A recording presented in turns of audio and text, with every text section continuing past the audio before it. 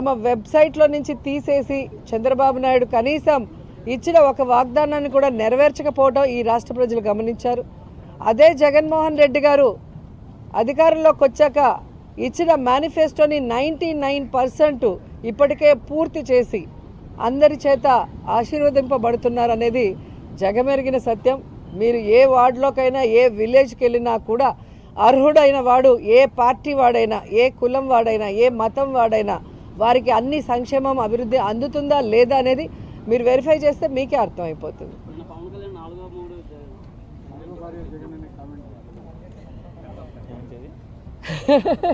Pawan Kalyan frustration పీక్స్లోకి వెళ్ళింది అనేది నిన్న సభ చూస్తే అర్థమైంది.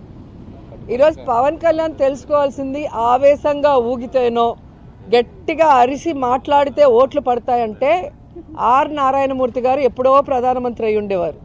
సో ఆవేశంగా ఊగామా అరిచి మాట్లాడామా అనేది కాదు.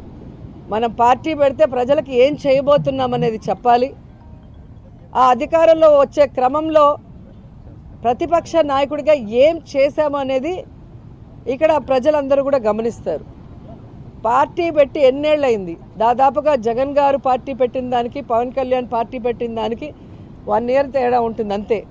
మరి ఈరోజు జగన్మోహన్ రెడ్డి గారు 151 సీట్లతో తిరుగులేని ముఖ్యమంత్రిగా ప్రజల ఆశీస్సులతో ఎలా అయ్యాడు? ఊరికే అయిపోలేదుగా.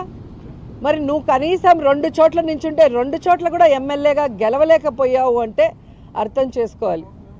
ఈరోజు సిగ్గుచేటు ఏంటంటే ఒక పార్టీ ప్రెసిడెంట్గా ఉండి 24 సీట్లకే పరిమితం అయిపోయి మళ్ళీ క్యాడర్ని తిడతాడు.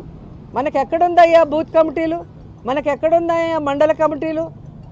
ఎవరండి డిజైన్ చేయాలి? మండల కమిటీలను ఎవరు ఏర్పాటు చేయాలి? బూత్ కమిటీలను ఎవరు ఏర్పాటు చేయాలి? పార్టీ ప్రెసిడెంట్ చేయాలి.